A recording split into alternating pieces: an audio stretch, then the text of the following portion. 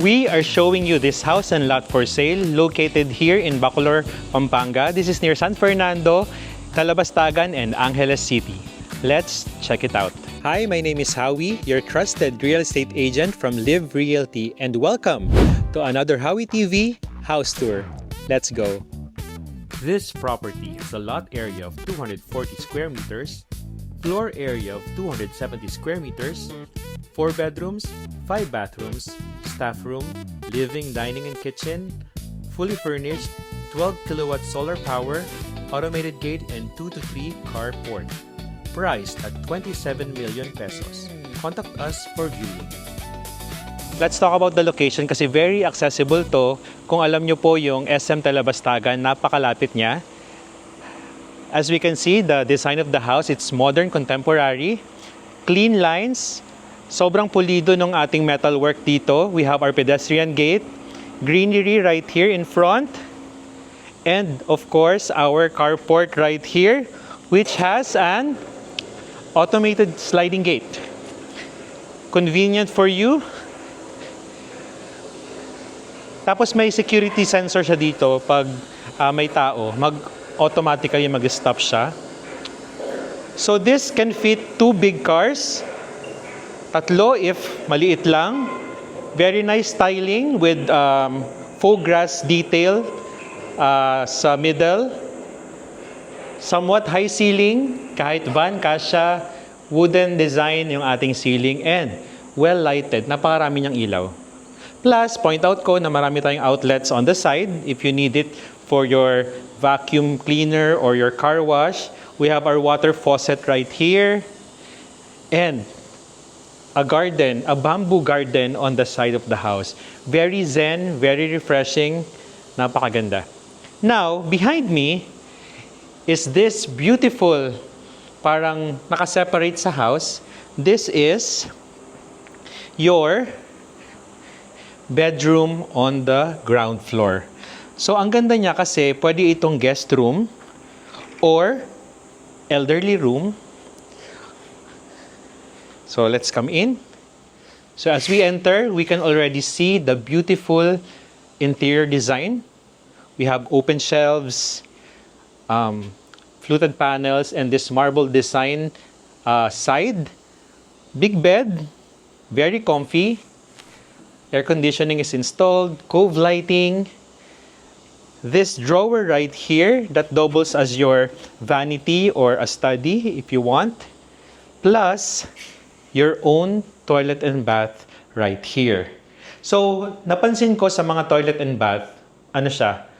Medyo oversized siya. So we have our sink right here, we have a mirror, our toilet, and our partially enclosed shower with water heater, rainfall shower head, and also a window for natural light and ventilation.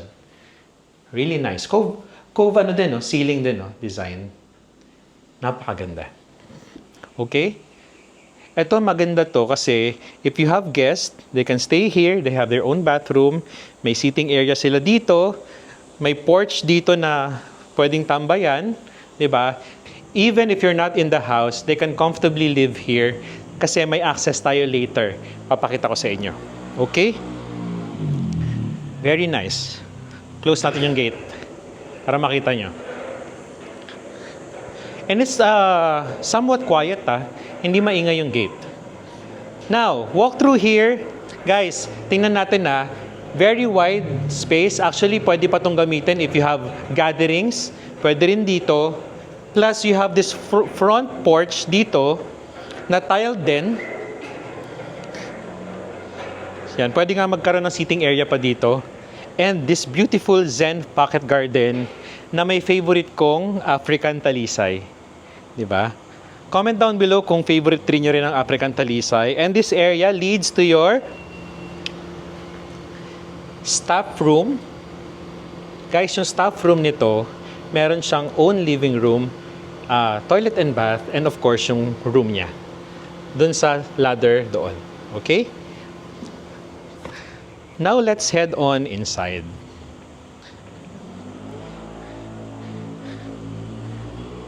Very nice front door.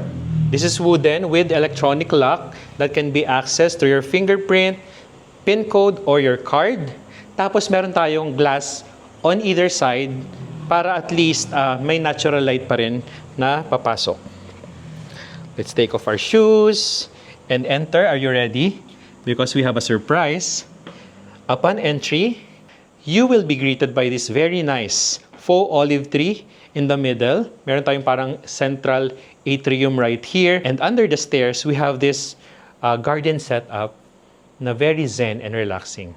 Also, well-lighted din. Okay, let's close this up para makita nyo. So we step down from the foyer or the atrium. We have our living area. So just by looking at the couches, makikita ko na very comfy tumambay dito. We have our carpet right here, our console with our large television, plus this very nice metal strips dun sa ating wall detail. Big window, natural light is coming in. It's also blackout if you wish to close it up. Napakaganda. So from here, makikita rin natin ang ating dining area. We have this 6-seater dining table, napakagandang pendant lighting, and this modern, ito bagong labas lang tong gantong style of air conditioning, 4 horsepower air conditioning that is enough to cool the entire ground floor. Napakaganda. Okay? So from there, you can already see our beautiful kitchen setup. We have our countertop right here, center island. Meron tayong chairs dyan if you want to have breakfast here, or sometimes you want to have a Zoom meeting or study, pwede dito. We have storage underneath. There, and behind that, another neat setup. Clean countertop. We have a window over here, induction stove, range hood, cupboards up above, more cupboards, outlet over here. Kung gusto niyo magkaroon ng yung mga blenders po ninyo, pwede dito, di ba? And your sink is right here. And guys, this is the modern type of sink na push button and marami siyang nozzles depende sa use na paggamit ninyo. So ito rin yung para sa glass, di ba? Para sa soap and all. Plus this strip lights that is installed as your task light. So at night, kahit nakapatay yung mga ilaw, if you want to work on your kitchen, pwede siya. Okay. 2-door refrigerator is included. Napakaganda. This is LG. Di ba? Very nice. And sobrang neat lang niya tingnan. Di ba guys? Do you agree? Comment down below. Then we have this console over here. Ito pwede itong gawing buffet table. Pag may gathering kayo, dito yung mga food. Tapos dito kakain. Ang ganda. Now, before we go to the service area, I'd like to show you 2 rooms. No? First is our toilet and bath on the ground floor. So, like I said kanina, malalawak yung mga toilet and bath nila. We have our shower area, rainfall shower head, water heater, Panasonic. We have this toilet and your sink over here. Tapos guys, hindi sinayang yung space sa taas because meron tayo dito mga lalagyanan ng mga toiletries, mga toilet paper, and so on. Napakaganda. Okay? Now, I told you 2 rooms, so 1 and 2.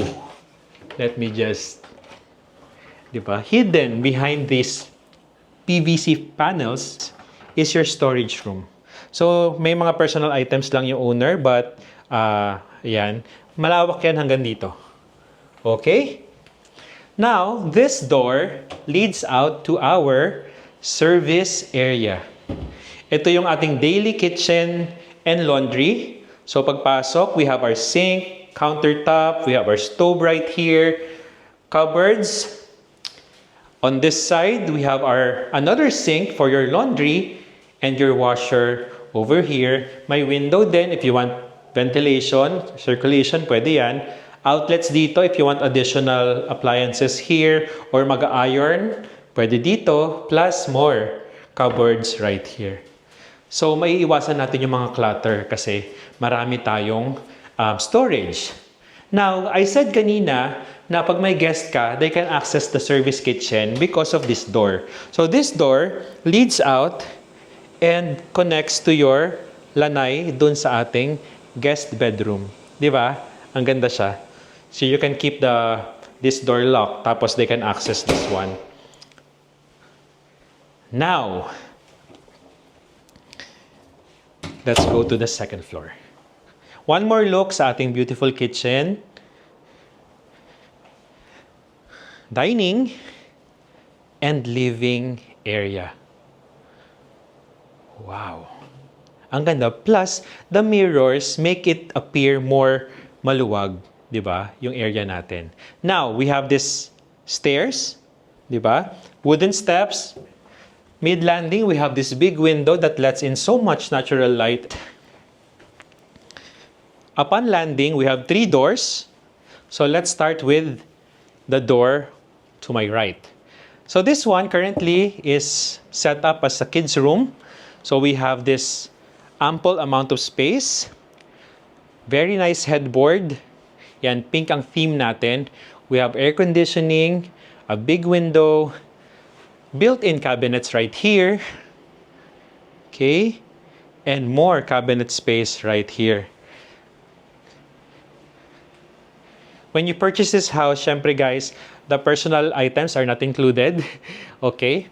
Now, this room, napakaganda because it has its own bathroom. Yan. With a sink, toilet, and enclosed shower. Another rainfall shower head, water heater, and shampoo niche right here. Very nice. Tapos, napansin ko yung theme niya, medyo may mga arc. So, arch yung mga design natin. Pati yung full-size body mirror natin dito is arched.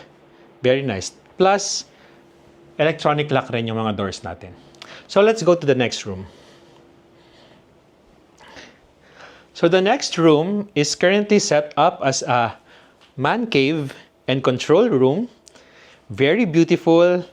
You have our bed right here. Very nice light strips right there. Etong arch na to, parang moon design. Do you agree, guys? Comment down below. Diba? Very manly, masculine. We have this space right here. We have vanity. We have our controls or mga tech hidden dito sa cabinet na to. Okay? Now, ayan. Tapos guys, ito yung ating television na connected sa ating 10-unit na security cameras. So, around the house, makikita natin through this television. Tapos this area guys, ito multi-purpose siya kasi currently it's set up as a prayer room. So, we have this console over here na lighted. Then, we have a couch area over here with air conditioning. But for those of you na gusto ito i-convert into a home office, a study, pwedeng-pwede rin siya. Okay? It's up to you. Now, one more look guys. Ang ganda ng moon design nito, no? Ako lang ba nag-decide na moon to o mukha talaga siyang moon? Comment down below. Now, let's go to the amazing master bedroom. So, another wooden door. Electronic lock. As we come in, you will be greeted by this enormous amount of space for your master bedroom. So right now we have this king-size bed, side tables on either side, we have outlets on either side, this very nice ledge right here that can be used as your seating area. Ako na-imagine ko, you can read a book, have coffee in this area, overlooking the front of your house. The Zen garden is over there. Really nice.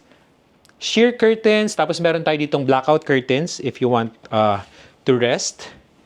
Large television, console over here, storage underneath. for your mga media, pwede yan dyan. Then this open shelves, like the one na ginagamit ni Madam ngayon, mayroon tayong mga collection ng bag collection nandyan. Itong transparent cabinet na to for your collection and clothes, napakaganda. Plus, our master bathroom. Like I said, oversized din. So, to my right, nandito another closet space. Over here, open shelves. Diba? Tapos ano siya, elevated. No, very nice. Tapos ito yung vanity. No? Sink is right here, toilet. And your very spacious shower area with your rainfall shower head and bathtub. Plus, similar to the one outside, meron tayong natural stone detail sa wall natin. Talagang hindi tinipid, pinagkagastusan talaga kasi natural stone ang ginamit natin dyan. Okay, so now, let's do the recap. This property has a lot area of 240 square meters, floor area of 270 square meters, 4 bedrooms, 5 bathrooms, staff room, living, dining, and kitchen, fully furnished, 12 kilowatt solar power, automated gate, and 2 to 3 carport. Priced at 27 million pesos. Contact us for viewing. Thank you so much for watching. We appreciate every like, share, and subscribe. Once again, my name is Howie, your trusted real estate agent from Live Realty. Together with our director, Ken, we hope to help you find your next property. Until next time, God bless. Bye.